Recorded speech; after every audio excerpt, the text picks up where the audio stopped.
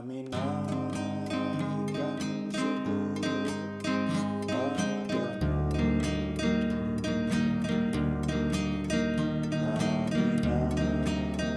Kami naikkan syukur padamu. Syukur dan kasih-Mu yang mulia. Kami naikkan syukur padamu.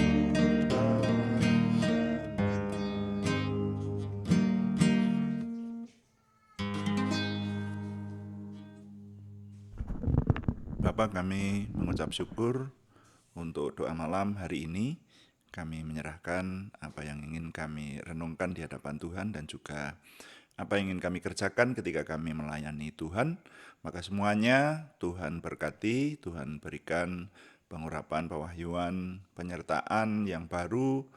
Kuasa Tuhan terus melindungi dan memimpin kami sehingga kami Tuhan bawa kepada lebih lagi dapat memuliakan Tuhan. Ketika Tuhan kami muliakan, kami percaya, kami diberkati. Terima kasih Tuhan. Dalam nama Tuhan Yesus Kristus kami berdoa. Haleluya. Amin. Selamat malam Bapak Ibu, saudara sekalian yang sudah bersama dengan kita di sini dalam doa malam hari ini. Saudara, doa malam melalui online ini diadakan secara iman Kristiani dengan dasar keyakinan kepada Tuhan Yesus Kristus, Yeshua HaMasyiah, Isa alaihi salam, Juru Selamat dunia dan Imam Besar Agung kami. Firman Tuhan yang didokumentasikan dalam kitab suci Perjanjian Lama dan Perjanjian Baru menjadi pegangan kami, menjadi pegangan kita. Saudara, kali ini saya ingin mengajak Bapak Ibu Saudara merenungkan tentang menang terhadap masalah. Ya, menang terhadap masalah. Saya rasa orang yang akan mengalami menang terhadap masalah itu adalah orang-orang yang berpikir lebih besar dari masalah, tentu saja saudara ya. Dan kita baca dulu Amsal pasal 24. Amsal pasal 24 ayat 10. Ada firman Tuhan seperti kita ketahui bersama bahwa kita semua ini yang ikut dalam doa malam ini disebut orang-orang beriman. Kita semua orang beriman. Dan orang beriman itu memiliki satu pegangan. Hanya satu saja pegangan orang beriman, yaitu kepada Tuhan yang Maha Kuasa. Dan firman Tuhan itu menjadi pedoman dalam hidup kita. Jadi yang Maha Kuasa, Tuhan itu bagi kita yang memiliki iman Kristiani adalah Tuhan yang kita kenal dalam nama Tuhan Yesus Kristus. Sekali lagi, di dunia ini ada banyak yang disebut Tuhan. Ada banyak yang disebut yang Maha Kuasa dengan masing-masing konsepnya, saudara. Tapi konsep tentang Tuhan yang benar, yang kita percaya dan kita yakini adalah Tuhan yang Maha Kuasa, hanya yang kita kenal dalam nama Tuhan Yesus Kristus. Nah, sehingga kita umat beriman itu berpegang kepada firman Tuhan, janji-janji Tuhan, dan apa yang tertulis dalam kitab suci yang kita percaya itu semua adalah firman Tuhan. Dan saudara, di dunia ini nanti ada banyak anggapan tentang kitab suci itu. Bahkan juga kitab suci kita, kitab suci atau Alkitabnya orang Kristiani itu banyak dianggap apa oleh orang atau oleh siapapun yang membacanya itu sangat tergantung kepada yang menganggap. Tapi kalau kita umat pilihan Tuhan, kita yang memberanikan diri disebut orang beriman, yang memiliki keyakinan sebagai orang beriman, percaya bahwa kitab suci itu semuanya adalah firman Tuhan. Sehingga itulah yang menjadi pegangan kita, saudara-saudara sekalian. Nah, mari kita memiliki pegangan atau merenungkan dasar dari firman Tuhan ini untuk merenungkan menang terhadap masalah, yaitu Amsal pasal 24 ayat 10. Firman Tuhan berbunyi demikian, "Jika engkau tawar hati pada masa kesesakan, kecilah kekuatanmu." Jika engkau tawar hati pada masa kesesakan, kecilah kekuatanmu. Saudara, ini ayat 10 dari Amsal pasal 24, ayat yang sebelumnya sama ayat yang di bawahnya itu sepertinya tidak ada hubungannya dengan ayat ini. Jadi ini berdiri sendiri. Ini kalau menurut yang saya pahami. Karena nanti memang Amsal itu demikian, saudara ya. Kadang-kadang satu ayat dengan ayat yang lain itu tidak ada hubungannya. Jadi kitalah yang harus merenungkan dan mengelompok-ngelompokkannya. Kira-kira semacam itulah. Misalnya yang ayat 9 itu berbicara mengenai memikirkan kebodohan mendatangkan dosa, dan si pencemooh adalah kekejian bagi manusia. Nah, ini kan berbicara masalah dosa. Nanti yang ayat sesudahnya, yang ayat 11 itu, bebaskanlah mereka yang diangkut untuk dibunuh, selamatkan orang yang teruyung-uyung menuju tempat pemancungan, dan seterusnya. Nah, tapi fokus kita di ayat yang ke-10 ini. Jika engkau tawar hati pada masa kesesakan, kecilah kekuatanmu. Ini terus apa hubungannya dengan menang terhadap masalah? Saudara, mari kita renungkan dulu begini.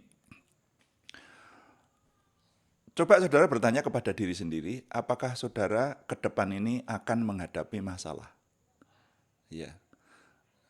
Coba mari kita jawab, apakah dalam hidup kita, selama hidup kita ini nanti, yang akan datang ini terutama, akan menghadapi masalah, atau bahkan saudara dalam hari-hari ini sedang menghadapi masalah, itu saudara ya. Kalau saudara sedang menghadapi masalah, ya pas, ini berarti mari kita merenungkan bagaimana menang terhadap masalah, saudara. Nah, ya kalau untuk mempercepat, saya jawab saja ya pertanyaan ini tadi. Apakah hidup kita dalam kesempatan yang akan datang ini akan menghadapi masalah? Jawabannya ya. Sepanjang manusia masih hidup di dunia ini, dia akan bertemu dengan yang namanya masalah. Masalah itu adalah sesuatu yang tidak mudah dipecahkan, tapi harus diselesaikan. Mau tidak mau, kita harus menyelesaikannya. Harus itu. Itu yang namanya orang menghadapi masalah gitu ya. Entah itu sakit penyakit, entah itu kekurangan, itu kan masalah. Entah itu sesuatu yang menimbulkan tekanan, itu masalah, saudara ya. Jadi masalah itu sesuatu yang tidak mudah, tapi harus diselesaikan. Dan itu menyangkut diri yang bersangkutan, diri orang yang bersangkutan begitu. Harus, ya. Kalau itu diderita oleh orang lain, itu namanya bukan masalah, itu masalahnya orang lain. Tapi setiap orang itu pasti menghadapi masalahnya sendiri. Harus menyelesaikannya. Gitu. Nah, itu sepanjang manusia hidup, saudara. Nah, mari kita merenungkan begini. Tidak setiap sesuatu yang sulit itu mesti dinamakan masalah. Karena apa yang disebut masalah itu sebetulnya sesuatu yang menjadikan seseorang merasa berat begitu, merasa itu sulit. Jadi itu bisa berupa masalah itu bisa berupa tugas berat misalnya. Kalau yang namanya tugas itu ya sesuatu yang memang harus diselesaikan oleh yang bersangkutan, saudara. Itu namanya tugas. Nah, yang namanya tugas itu tidak semuanya jadi masalah. Kalau tugas yang ringan, kan begitu. Jadi contohnya untuk memasang eh, listrik, membenahi listrik di rumah gitu. Untuk membenahi apa itu namanya stop kontak misalnya, itu ada stop kontak yang rusak lalu apa bergerak-gerak dan tidak mantap seperti itu, copot, nah, semacam itu. Wah, itu bagi orang tertentu mungkin sulit. Kalau bagi seseorang itu menimbulkan kesulitan, dipikir terus, waduh ini gimana ini, bahaya ini nanti nyetrum, lalu waduh ini gimana ya ini. Nah, itu jadi masalah namanya. Tapi bagi ahlinya atau paling tidak orang seperti saya, kalau menghadapi stop kontak yang enggak pas atau apa copot seperti itu, enggak masalah gitu. Jadi sama-sama halnya itu sama, kesulitannya itu sama, tapi ada orang yang menganggapnya menjadi masalah, ada yang tidak. Lalu tugas berat, katakanlah misalnya seperti itu. Yang namanya tugas itu kita masing-masing orang hidup ini punya tugas. Saudara dalam keluarga punya tugas, ya. Kepala keluarga punya tugas memimpin keluarganya, mencari nafkah buat keluarganya. Ibu rumah tangga punya tugas untuk mendampingi kepala keluarga, untuk merawat anak-anak yang dipercayakan Tuhan kepadanya, untuk membersihkan rumah, untuk apa itu namanya tugas. Harus, yang itu harus. Gitu. Pokoknya yang namanya tugas itu harus, baik tugas pribadi, bahkan mulai dari mandi itu aja itu tugas itu kewajiban lah ya, tugas dan kewajiban itu hampir mirip ya.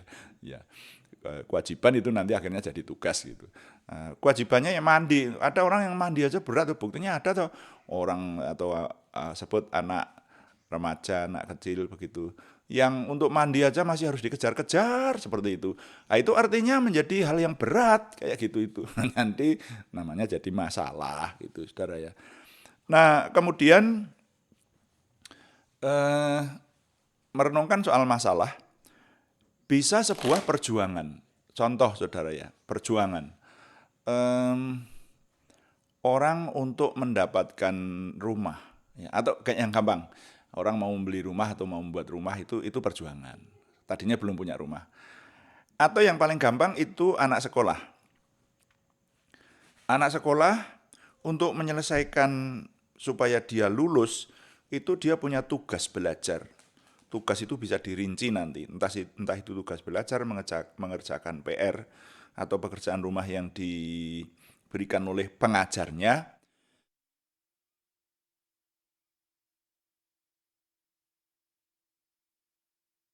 atau juga tugas-tugas yang lain, sampai kepada kalau mahasiswa ada tugas membuat paper, menghadapi tugas akhir itu membuat skripsi, itu namanya tugas. Kalau yang namanya tugas itu ya harus diselesaikan, nah, begitu ya. Itu tugas seseorang, eh, dan yang namanya perjuangan itu untuk meraih sesuatu. Perjuangan untuk lulus, ya. Perjuangan untuk lulus itu bisa berat, bisa tidak. Ada orang-orang yang menghadapi sesuatunya itu terasa berat begitu. Sampai ada anak yang stres. Saya mendapati, tidak usah jauh-jauh, di tetangga saya di sini ada anak yang tidak mau sekolah. Orang tuanya membiayai, mendorong-dorong, sangat mendorong, bahkan mewajibkan untuk menyelesaikan sekolah SLTA. Dia benar-benar tidak mau. Kenapa? Karena merasa sekolah itu berat. Itu, saudara ya. Ada itu, benar-benar ada di dekat sini. Tapi ada orang yang menyelesaikan tugas-tugas untuk sekolah di tingkat SLTA ini tidak merasa berat, bahkan dia menjadi juara pertama kok. Jadi itu dianggap sebagai hal yang ringan. Jadi perjuangan itu bisa dianggap menjadi masalah, tapi juga bisa dianggap bukan masalah. Ya, karena tinggal terasa berat atau tidak. Atau bahkan kalau saya boleh menyebut sebuah yang lain. Pencobaan, kalau pencobaan itu jelas masalah itu. Pencobaan itu saudara, pencobaan itu sesuatu yang tiba-tiba muncul dan memberatkan hidup kita. Itu namanya pencobaan. Dan itu sebetulnya tidak perlu ada. Jadi yang ini bukan perjuangan, kalau ini bukan tugas ini. Pencobaan itu bukan tugas. Tiba-tiba ada begitu. Ya. Jadi tekanan yang datang dari pencobaan ini memberikan contoh, katakanlah misalnya seseorang yang tertimpa bencana alam, misalnya seperti itu. Nah itu, ini namanya pencobaan ini. Waduh, wah ini bencana alam itu tidak diharapkan toh. Tapi tiba-tiba bisa muncul dan mengenai seseorang. Ada banyak yang namanya bencana alam, entah itu angin puting beliung sehingga rumah rusak, bencana banjir yang air kemudian masuk ke dalam rumah, ya, dan seterusnya. Itu namanya pencobaan. Nah, tapi yang berikutnya ada yang namanya konsekuensi. Konsekuensi ini bisa menjadi masalah, bisa tidak. Tinggal yang menganggap. Makanya hal-hal yang saya sebutkan tadi potensi menimbulkan masalah. Tapi kalau yang namanya konsekuensi itu, saya memberikan contoh. Seseorang yang lama merindukan anak, kemudian minta kepada Tuhan diberi anak. Setelah diberi anak, maka orang itu mengeluh.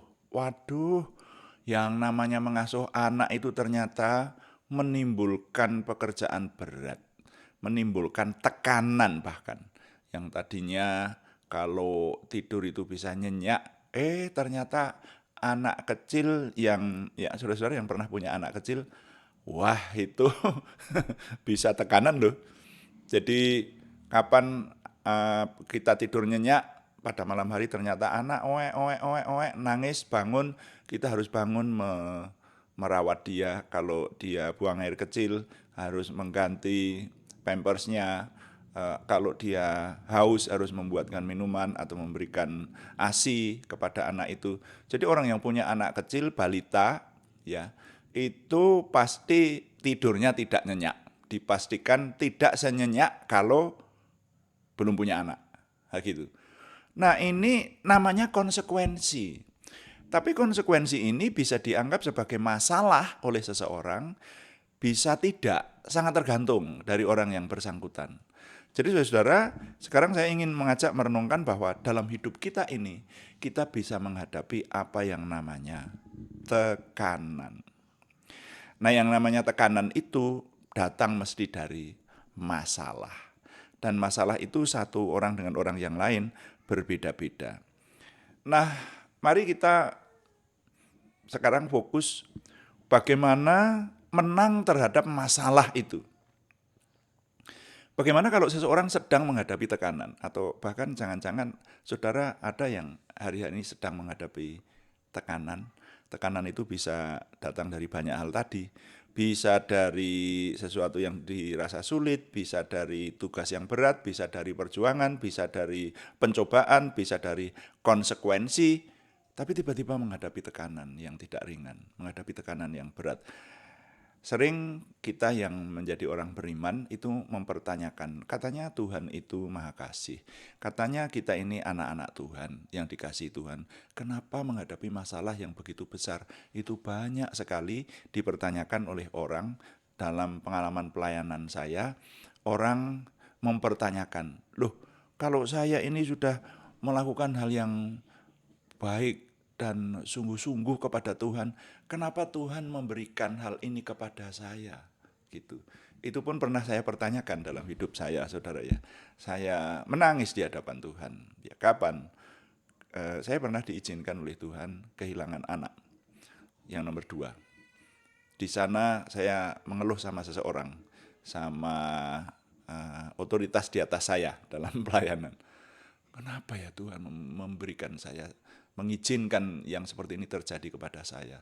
Ini masalah, saya tertekan, saya susah, saya merasa kehilangan. Berat, itu tidak ringan, saudara. Itu masalah namanya. Nah, itu menimbulkan tekanan. Nah, bagaimana kita menghadapi tekanan ini? Mari kita mencari dalam firman Tuhan. Mari kita mencari bahwa kunci-kunci untuk meraih kemenangan dalam hidup itu letaknya ada di dalam firman Tuhan. Bagaimana janji-janji Tuhan, bagaimana Tuhan berfirman kepada kita, bagaimana kita menghadapi hal ini dengan rumus-rumus, dengan nilai-nilai, dengan kunci-kunci yang Tuhan berikan melalui firman-Nya. Nah itu saudara ya. Jadi kalau kita nanti menghadapi yang disebut masalah, yang timbul dari apapun, yang menimpa kita, nah itu kita pakai dalil-dalil itu, kita pakai kunci-kunci itu. Itulah yang disebut Tuhan menyertai kita. Makanya kalau boleh saya sampaikan, semua manusia ini akan dan bisa menghadapi masalah. Apakah orang beriman juga bisa menghadapi masalah? Sangat bisa. Sepanjang kita masih ada di dunia ini, maka bahkan orang beriman yang dikatakan sebagai anak Tuhan pun bisa menghadapi masalah. Bedanya adalah kalau orang yang tidak punya Tuhan, orang yang tidak beriman, orang yang tidak punya pegangan, itu kalau menghadapi masalah akan sangat terasa lebih berat. Akan terasa sangat lebih berat, atau bahkan merasa masalahnya tidak mungkin bisa terpecahkan. Makanya ada orang-orang yang kemudian bunuh diri, saudara ya. Nah, ini yang tidak boleh terjadi kepada orang beriman. Kalau orang beriman itu sama-sama menghadapi masalah. Orang manusia masih ada di dunia kok. Tapi orang beriman percaya bahwa ketika dia menghadapi masalah itu ada yang maha kuasa yang menyertai dan menolong orang beriman tersebut. Nah, ini bedanya. Semakin orang beriman, semakin merasa dalam menghadapi masalah itu tidak sendiri. Semakin merasa ringan, semakin merasa punya percaya diri bahwa masalah itu dapat teratasi. Nah, kali ini apa janji firman Tuhan yang memberitahukan kepada kita? Kitab Amsal mengingatkan kepada kita, jika engkau tawar hati pada masa kesesakan, kecillah kekuatanmu. Dia di sana menyebutkan demikian. Tawar hati. Tawar hati itu kalau kita bandingkan dengan terjemahan-terjemahan yang lain, tawar hati itu ya hatinya menjadi tawar, menjadi mengarah kepada putus asa. Kalau dalam kitab suci bahasa Jawa, saya lihat di sini disebut semplah. Saupomo ing dina karubetan atimu semplah iku nelakake kuranging kekuatanmu. Ya, semplah tawar hati begitu, ya. Jadi hati yang tidak mantap, yang mengarah kepada dalam terjemahan yang lain kita lihat cilik ing ati, jadi kecil hati, hatinya kecil, tidak tabah, gitulah ya. Nanti di terjemahan yang lain versi bahasa Indonesia ya, mudah dibaca. Jika engkau lemah pada masa kesulitan, itulah sungguhnya kelemahan. Lemah. Jadi tawar hati itu cenderung ke arah lemah. Nah, jadi firman Tuhan ini mengingatkan supaya kita jangan lemah. Kita jangan tawar hati. Kita jangan semplah. Kita jangan putus asa. Nah, ini hanya bisa dilakukan oleh orang-orang beriman. Saudara, orang beriman itu terbagi-bagi loh. Orang yang percaya kepada Tuhan. Percayanya kadarnya sampai apa? Sampai seberapa? Seperti itu. Nah, bahkan kita ingat ya, dulu pernah kita renungkan bahwa ada orang beriman yang disebut manusia jasmani, atau manusia kedagingan, atau manusia duniawi. Tetapi ada orang beriman yang disebut manusia rohani.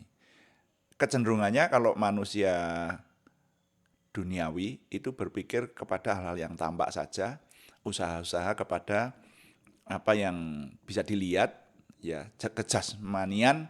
Tapi kalau orang yang disebut manusia rohani, orientasinya kepada dimensi roh, kepada yang rohani. Nah, ini di mana Tuhan ada di situ. Sehingga firman Tuhan ini mengingatkan kepada kita, mestinya kalau orang beriman, jangan kecil hati. Kalau menghadapi sesuatu masalah, ya hadapi saja. Bahkan pepatah dunia saja mengatakan bahwa masalah itu tidak untuk dihindari, tetapi untuk diselesaikan. Gitu. Itu falsafah dunia mengatakan. Masalah itu tidak untuk dihindari, tapi untuk diselesaikan. Bahkan banyak orang sering merasakan bahwa masalah itu bisa berubah menjadi sebuah kesempatan. Loh. Nah, ini Saudara. Jadi firman Tuhan mengingatkan kepada kita, siapapun kita, orang beriman maupun bukan, bisa mengalami masalah. Kalau orang beriman mengalami masalah atau tekanan, firman Tuhan berkata tidak boleh patah semangat, tidak boleh kecil hati, tidak boleh merasa tawar hati, tidak boleh menjadi lemah, tetapi tetap harus kuat dengan mengingat bahwa kalau orang sedang menghadapi masalah tapi bahkan mengalami tawar hati atau mengalami kelemahan akan semakin lemah, ya. Jadi kecillah kekuatannya, disebut seperti itu dalam firman Tuhan tadi.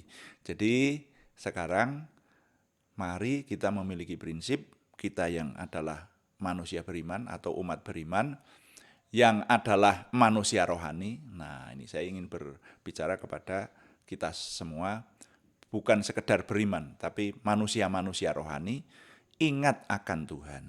Dan ada pertolongan dari Tuhan yang Maha Kuasa itu.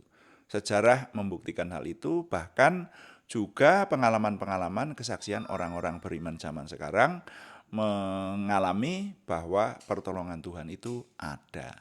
Makanya mari kita menjauhkan dari rasa tawar hati atau kecil hati, tetapi terus maju bersama dengan Tuhan menghadapi segala macam masalah.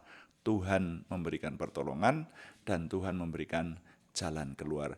Jadi nilai yang dapat saya ketengahkan untuk diingat, saya kalimatkan,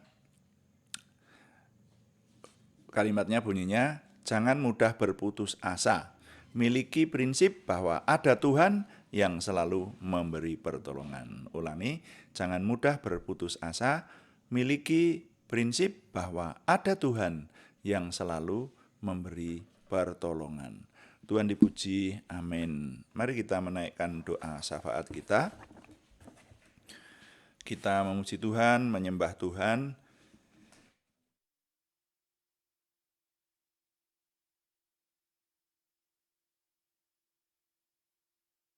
Kemudian kita menaikkan doa syafaat kita. Sembah Tuhan dan kita akan menaikkan doa syafaat termasuk mendoakan nama-nama yang masih harus kita doakan dalam minggu ini, Saudara. Haleluya.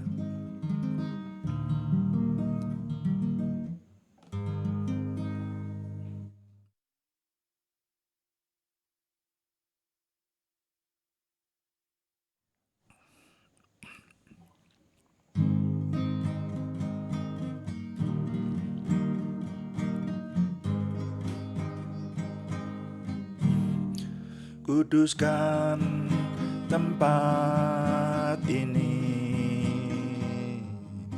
untuk kami berdoa. Kuduskan hati ini untuk kami menyembah, biar segala perkara ku serahkan padamu, Yesus, dan Roh Kudus bekerja membimbing kami semua.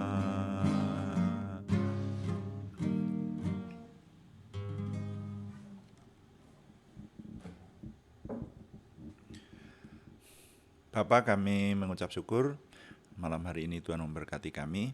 Sekarang kami datang kepada Tuhan untuk menyembah Tuhan dan mengucap syukur dan melayani Tuhan dengan doa syafaat kami.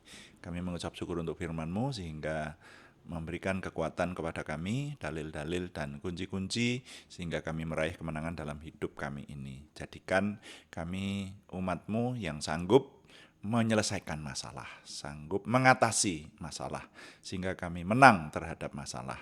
Terima kasih Bapa.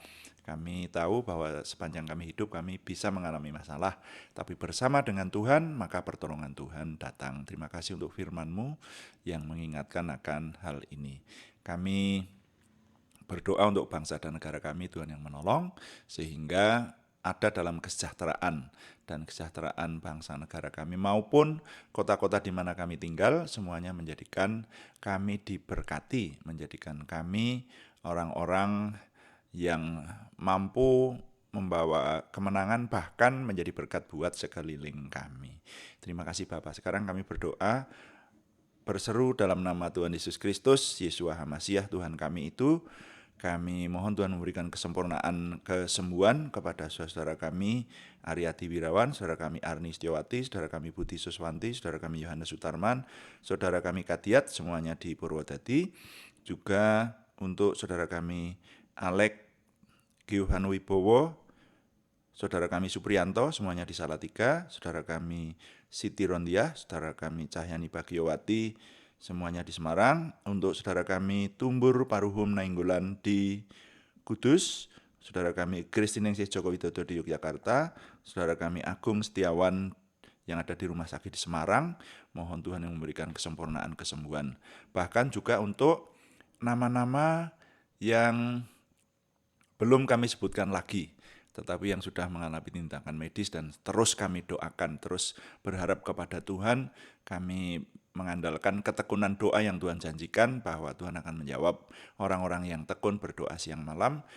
Mohon Tuhan berbicara dengan jelas kepada kami dan berikan kepada kami telinga yang tajam untuk mendengar sehingga kami mengerti kehendak-Mu, sehingga kami mampu mengucap syukur dan kami percaya bahwa Tuhan akan membawa kami kepada pertolongan Tuhan yang besar, kehendak Tuhan yang selalu baik buat kami. Terima kasih. Kami juga berdoa untuk pergumulan selain kesembuhan, yaitu pergumulan dari saudara kami Sri Purwati dan saudara kami Yohana Asri Sabtorini, untuk Tuhan menjawab doa, memberikan jalan keluar, memberikan terobosan baru dan keberhasilan sehingga pertolongan Tuhan nyata. Terima kasih Bapa, kami mengucap syukur setiap hari Tuhan memberikan kepada kami rahasia firman-Mu yang membawa kami semakin memiliki kunci-kunci kemenangan. Kami setiap hari Tuhan bawa semakin memiliki percaya diri, pengenalan akan Tuhan, optimisme, antusiasme, semangat dan bergairah menyambut masa depan kami untuk menang bersama dengan Tuhan. Terima kasih, kami mohon Tuhan yang menyempurnakan segala hal yang kami kerjakan ini kepada kesempurnaan Tuhan sendiri. Kami mohon semuanya ini dengan mantap dalam nama Tuhan Yesus Kristus Juru Selamat kami. Haleluya. Amin. Demikian doa malam hari ini, saudara sekalian, dan kami tetap mengingatkan bahwa doa malam dilaksanakan setiap hari, hari Senin sampai dengan hari Sabtu pada jam 18 atau jam 6 sore. Itu doa malam. Dan juga ada doa pagi setiap jam 5. Yang jam 5 justru temanya membaca kitab suci sedikit demi sedikit sambil direnungkan, mulai Kejadian sampai Wahyu. Jadi siapapun yang mengikuti doa melalui online ini secara tekun nanti akan membaca seluruh isi kitab suci, saudara ya. Puji Tuhan. Jadi setiap hari kita menikmati hal-hal yang luar biasa dari Tuhan ini. Mari saya mengajak Bapak Ibu Saudara untuk tekun mengikutinya, dan terima kasih kepada banyak yang sudah memberikan dukungan. Kami tetap mengharapkan dukungan dari Anda, paling tidak dukungan doa. Dan terima kasih yang belum memberikan subscribe, berkenan memberikan subscribe, like, komen, dan share, bagikan kepada teman-teman lain sehingga lebih banyak lagi yang diberkati bersama dengan kita. Selamat malam, Tuhan memberkati. Amin.